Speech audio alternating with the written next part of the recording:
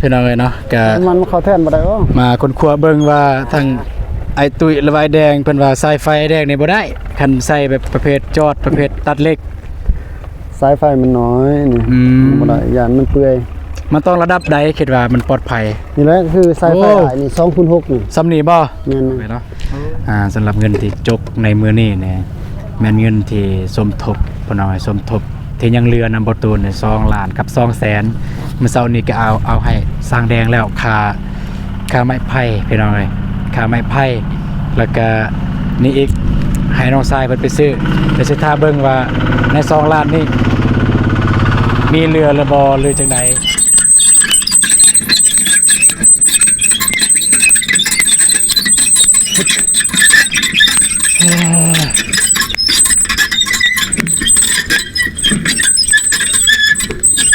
ปัญหาแต่อย่างไฟหัวทรายหัวตัวนี้มันจะลั่นเลยโอเคได้เยอะแต่ว่าเอาจากอันนี้ก็ได้จากอันนี้ก็ได้เพราะว่าบอลกันไฟมันอยู่นี่เวลาไฟมัน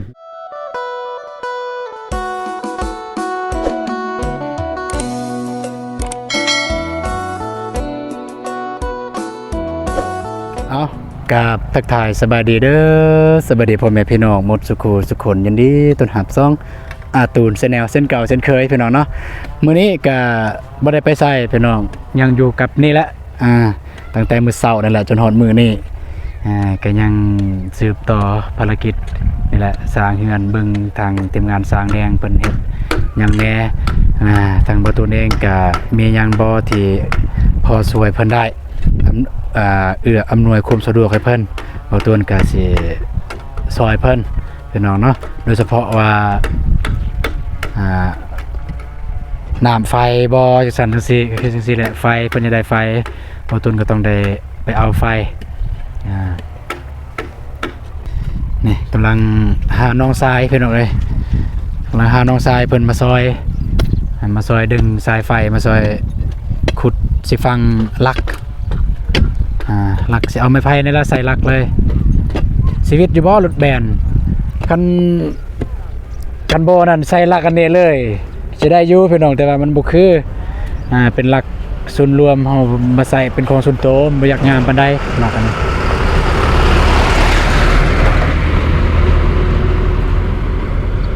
เฮาก็เฮ็ดเป็นลักของเฮาเองพี่น้องเอ้ยขุดซ้ำข้อศอกคือสิว่าโอเคแล้วประมาณซ้ำใดไอ้ตุ้ยขุดอันนี้เลิกเนาะเด้อ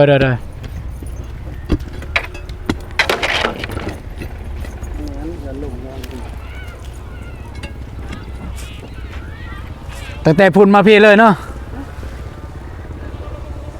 ยังมานี่เลย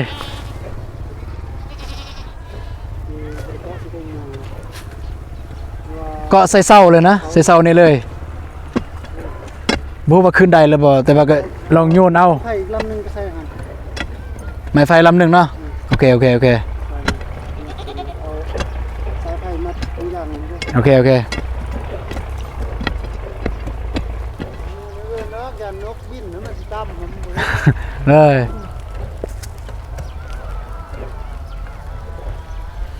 ทางนั้นก็ยังปฏิบัติคือเก่าเพิ่นน้องเอ้ยนี่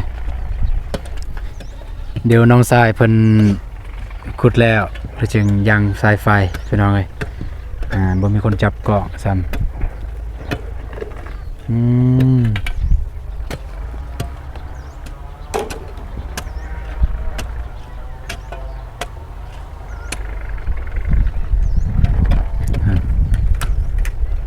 เอาโทรศัพท์น้องทรายมาถ่ายคลิปพี่น้องโทรศัพท์บลูทูธไฟเบิร์ดโอเคพี่น้องเลยแล้วจะปุ่นกดอยู่ในอีกเบิ้งกดติดนี่ก็ได้แสดงมัดไว้เลยอยู่บนนั้นแหละแล้วมันมีสายไฟมีท่อน้ำด้วยอย่างเด้อระวังเด้อเบิ้งเด้อ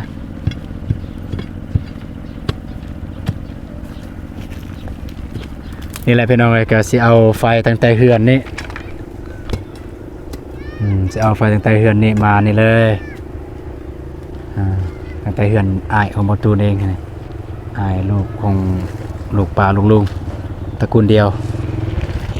ให้พูด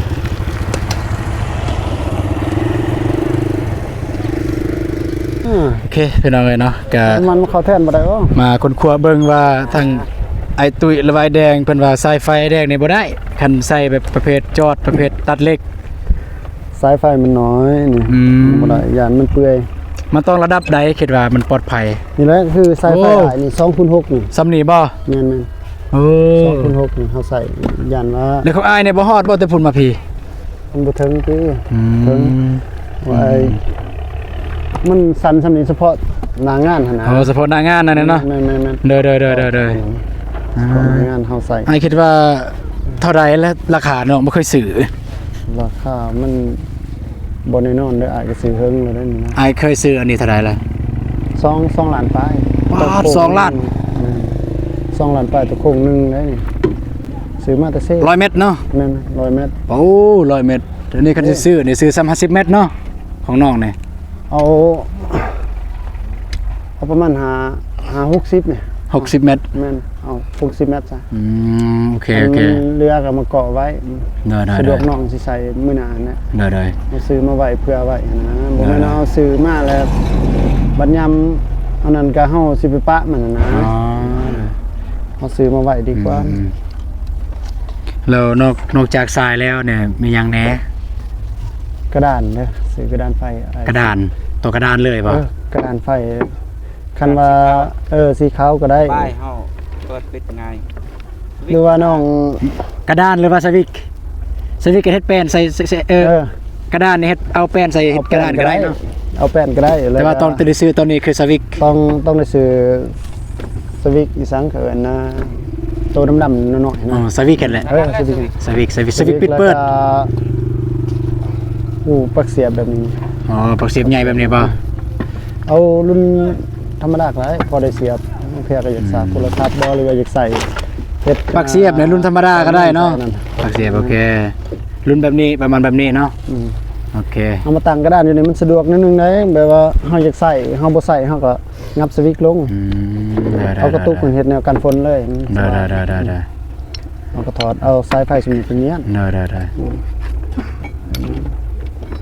เดี๋ยวแต่ละบอลได้ก็เฮ็ดอันนั้นหมด โอเคขึ้นสันมาน้องทรายเถอะ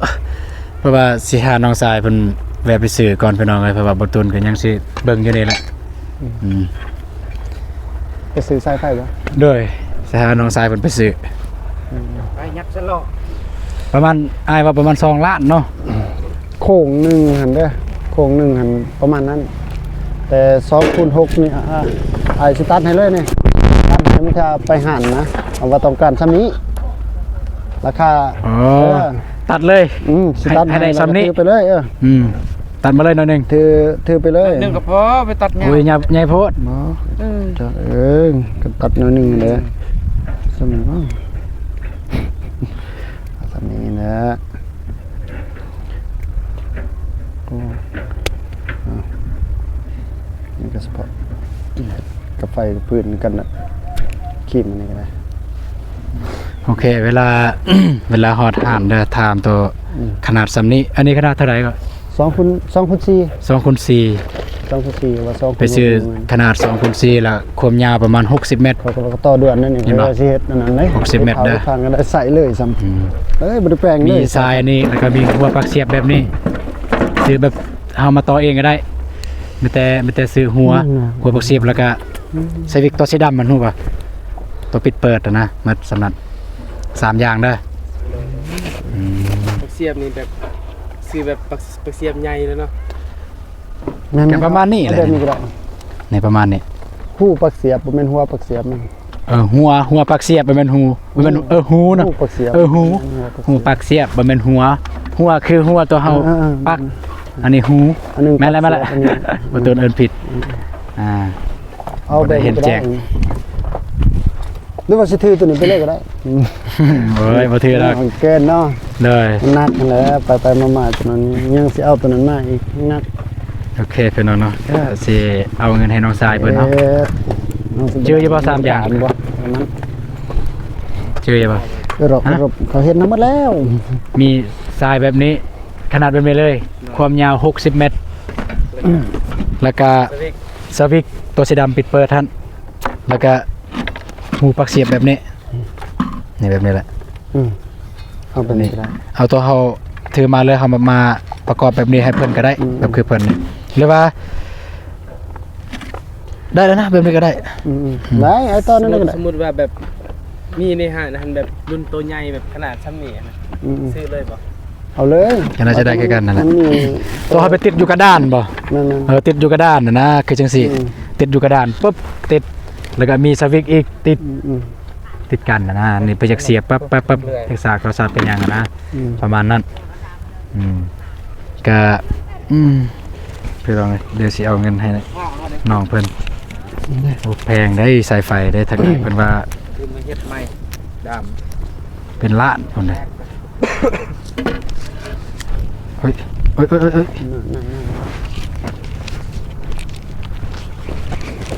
บ่ตูนบ่มีเงินเลยพี่น้องเอ้ยบ่มีเงินติดตัวเลย อันนี้สิบอกจังซี่เลยเด้อพี่น้องเอ้ยเนาะสำหรับเงินที่จกในมื้อนี้เนี่ยแม่นเงินที่สมทบพี่น้องเอ้ยสมทบที่ยังเหลือนำบ่ตูนเนี่ย2ล้านกับ200,000เมื่อเช้านี้ก็เอาให้สร้างแดงแล้วค่าไม้ไผ่พี่น้องเอ้ยค่าไม้ไผ่แล้วก็นี่อีกให้น้องทรายเพิ่นไปซื้อเดี๋ยวสิท่าเบิ่งว่าใน2ล้านนี้มีเรือระบอหรือจังใดแต่ว่าซื้อ50เมตรเด้อสายเด้อ50เมตร 10 เมตรบ่ กระตุกใส่ 50กับ60นี่แหละ50เมตรตั้งแต่เฮือนนะมานี่ประมาณ60เมตรเด้อซื้อมา60เมตรชื่อเนาะว่าซื้อยังไงค่อยไปค่อยมาเด้อเพราะว่าอายยังสิเบิ่งนี่น้องทรายเพิ่นขุดคุมแล้วก็สิไปเบิ่งอายเพิ่นเจาะน้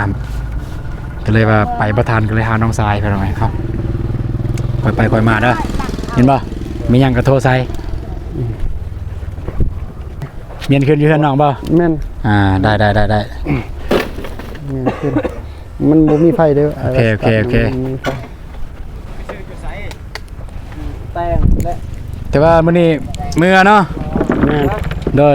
เอ้าค่อยไปค่อยมา กับอีสาน ลืมไม้ไหม ใหญ่อยู่ครับ นะหนูขอตัวเล็กตัวหนึ่ง โอเคไปค่อยไปค่อยมาเด้อมื้ออื่นเจอกันค่อยไปค่อยมาเด้อนี่เด้อบ่ยังบ่แล้วพี่น้องเอ้ยถ้าน้องทรายเพิ่นมาแต่ไปซื้อสายไฟแล้วก็จะดำเนินต่อทางสายไฟพี่น้องเอ้ย โย่ลักคุมเลยของผมเลย ได้ป่ะ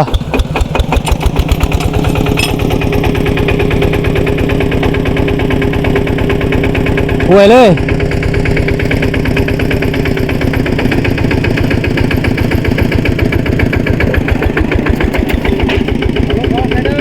วิดอยู่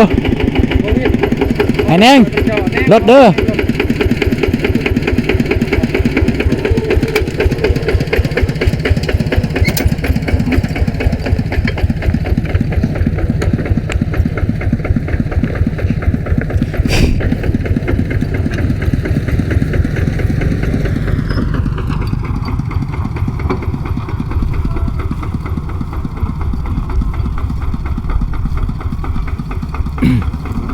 ก็เมื่อวานนี่พี่น้องเมื่อวานเนี่ยบ่ตูนบ่ทันมาคำก็เลยบ่ทันได้ไปซื้อสายไฟแล้วก็คิดว่ามันมีของนี่แล้วของทีมงานเพิ่นก็ทางอ้ายเพิ่นบอกอยู่ว่าให้เกมสายไฟแต่ว่าเพราะว่าเห็นน้ำไอแดงเพิ่นว่ามีแล้วปัดเอาไปเอามาเนี่ยบ่ได้สายไอแดงเพิ่น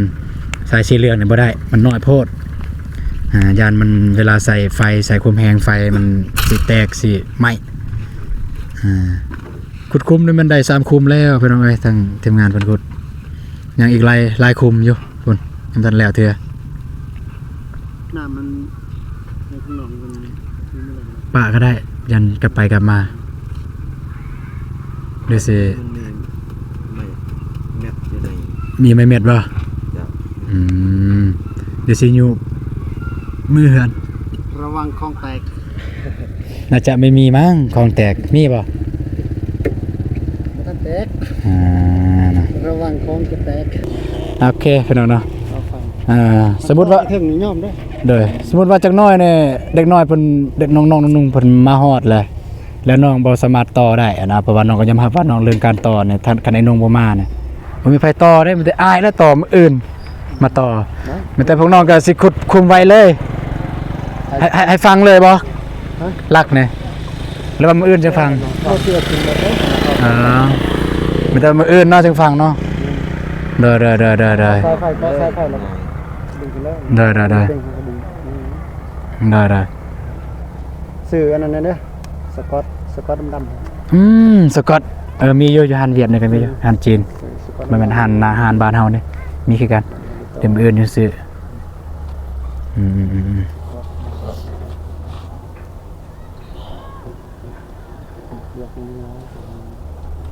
โอเคมันจะไปจังซั่นละอ้ายพักผ่อนเดี๋ยวมื้ออื่นเจอกันใหม่เด้อไอ้แนงค่อยไปค่อยมาเด้อเครื่องนี่เลยสิอยู่มือเฮือน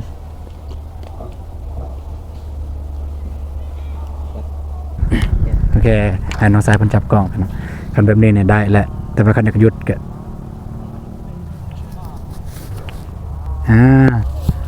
ไปหน่อยเมื่อเมียนเครื่องของทางทีมงานสร้างเพิ่น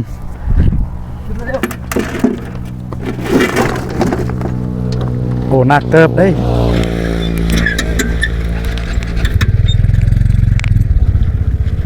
ไป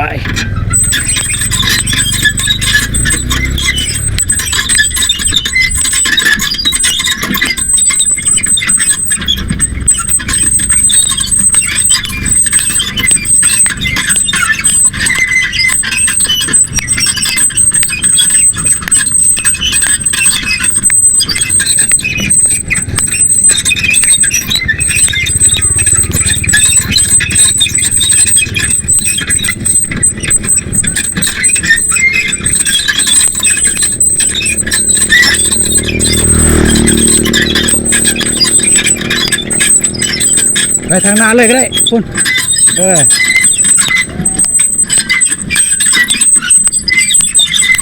ุ๊บ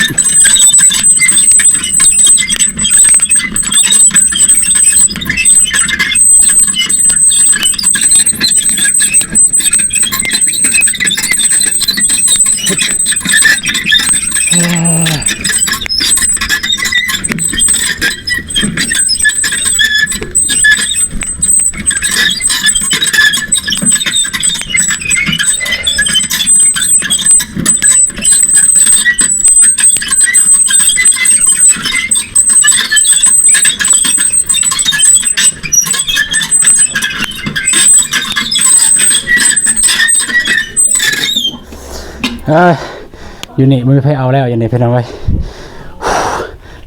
กระบอกขอบใจเด้อไปเพื่อนเอาไว้นี่คือไอเวียดผู้ที่เจาะน้ำบ่าวอนงเพื่อนเอาไว้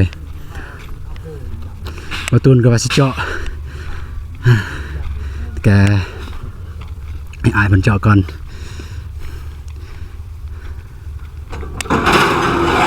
โอ้ไวเนาะสบายดีเด้อ ไปบ่ ไวผู้เดียวเนาะก็ถ้าว่าไวเลยผู้เดียว ตั้งหยักบ่ซื้อ ตังยากบ่ซื้อ ดินบ่เฟี้ยน เดินบ่เฟียงปู๊ ตับไปตับ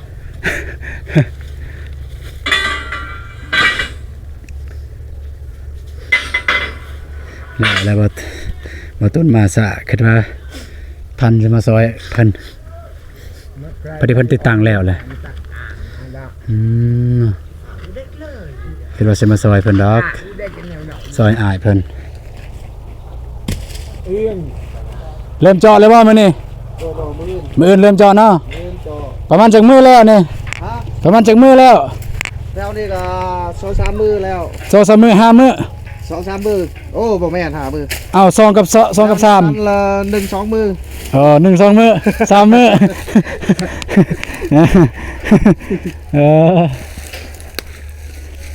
ประมาณ3มื้อแล้วเนาะแต่ว่าไวแล้วสำนั้น มือมันต้องทาโปแล้ว อ๋อก็ตรงนั้นมันยังเงินตัว ไม่ต้องตะโกนใส่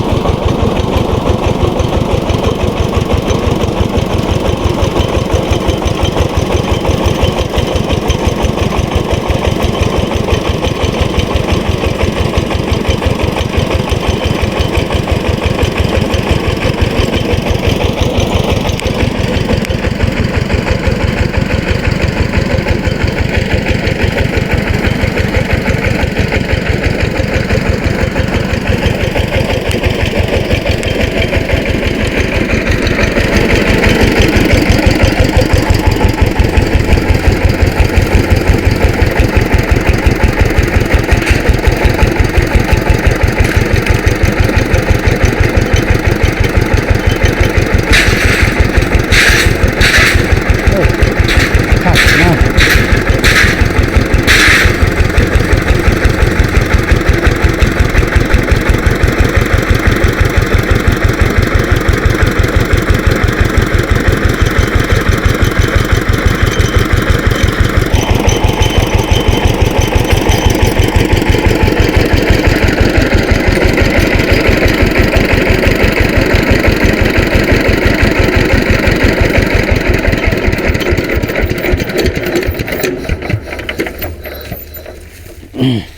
มัดไว้ยันโจรลักบ่บ่มีโจรบ้านนี่แต่กาแฟเสียหายเบิดหลายเติบ สินอนใส่แมลงเนี่ยนอนอยู่ใส่แมลง นอนอยู่ห้วยด อยู่ให้ดำอยู่ใส่ล่ะ ใส่อยู่ใส่ อยู่ห้วยทรายตีบ่แม่นอยู่ให้ดำ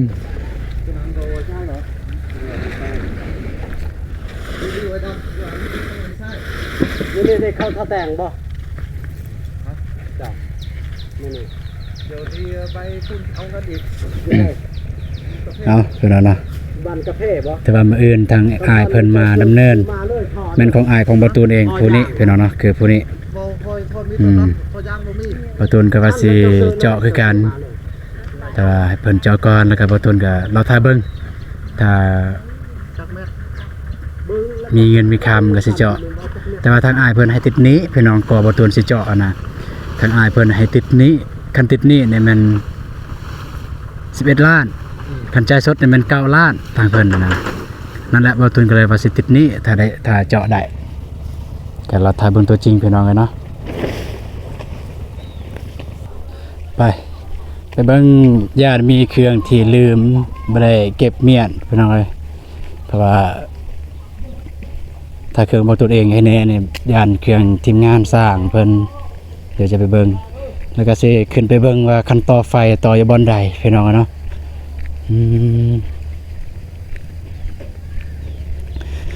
แล้วก็ย่านว่ามี FC บ่เข้าใจว่าเป็นหยังบ่ตูนใส่น้องๆนุ่งๆคือบ่ใส่อายเอ้ยน้องแน่มาเฮ็ดก็ทางอ้ายน้องเพิ่นก็เฮ็ดเวียกของเพิ่นคือกันพี่น้องเอ้ยก็เลยว่าเพิ่นสิมาซอยทางนี้บ่ทันก่อนถ้าเพิ่นบ่ค่าเพิ่นก็มาซอยพี่น้องทางอ้ายน้องของบ่ตูนเองถ้าเพิ่นบ่ค่าเพิ่นสิซอยแต่เพิ่นค่าเบิ่งนี่ก็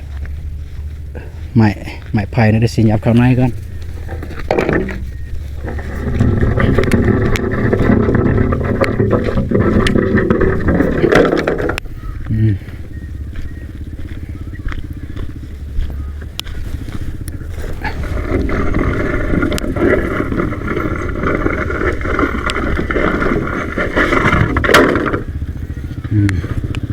น่าจะหมดแล้วบ่มีตุกเลยไว้พูด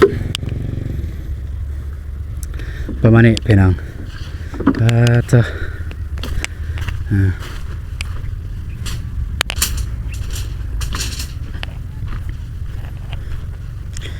มันบ่อยากแจ้งปานใดเด้อพี่น้องเด้อแล้วก็ มันสั่นมันตีงแน่เอาโทรศัพท์น้องทรายมาถ่ายโทรศัพท์บ่ตู้นั่นแหละแต่ว่าก็เอาให้น้องทรายเพิ่นใส่น้องทรายผู้ที่ยังทำเฮียนอยู่ผู้ที่ยังเฮียนห้องม .7 ปีสุดท้ายปีนี้พี่น้องเอ้ยก็จบมาก็บ่ฮู้ว่าน้องเพิ่นจะได้เรียนต่อหรือบ่เรื่องเงินเรื่องคำนั่นแหละบ่มีบ่ฮู้สิส่งน้องเพิ่นไปเรียนแต่ก็สิถามน้องเพิ่นเติมคันน้องเพิ่นว่าเรียนเฮาผู้เป็นอ้ายก็บ่มีทางเลือกพี่น้องคันน้องว่าเรียนก็คือแบบให้น้องเพิ่นเรียนบ่มีเงินบ่มีคำก็อย่าน้องเพิ่นอยากเรียนการเรียนคือสิ่งที่ดี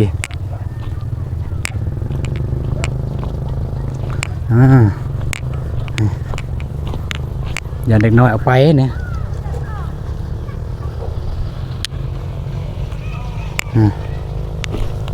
จับไปมอนเดียวอย่าเด็กน้อยจับไป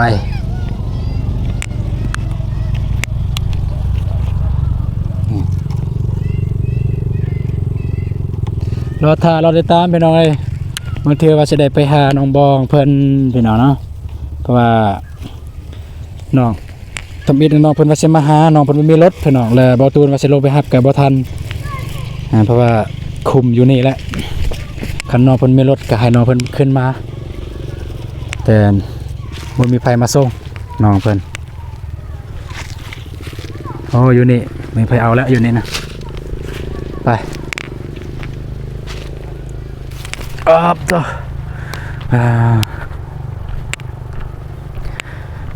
แล้วก็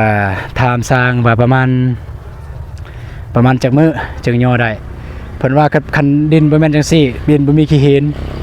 พักฟังแล้วขุดมื้ออื่นย่อเลยคันบ่มื้ออื่นมื้อฮื้อเพิ่นว่ามื้อฮื้อย่อเลยแต่ว่านี่นะคิดว่าน่าจะประมาณอีก2หรือ3มื้อจึงได้ย่อพี่น้องเดี๋ยวจะได้บ่ตูนก็สิได้อัปเดตให้เบิ่งไปเรื่อยๆพี่น้องเอ้ยสิอัปเดตให้ทุกมื้อพี่น้องบ่าวโหน่งเพิ่นโทรมา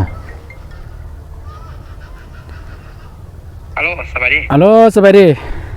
โดยนี่ได้หรอ โดยว่าเมื่อกี้นี่ว่าสิถามว่าสิเข้ามาบ่ตอนสร้างเพิ่นยังอยู่นะแต่ว่านี่เพิ่นเลิก เมื่อหรอบ่ เพิ่นเมื่อแล้ว บ่ท่านดอกกำลังมาแต่วัด โอ้ไปวัดบ่ โอเคเอาแต่มื้ออื่นเจอกันซั่น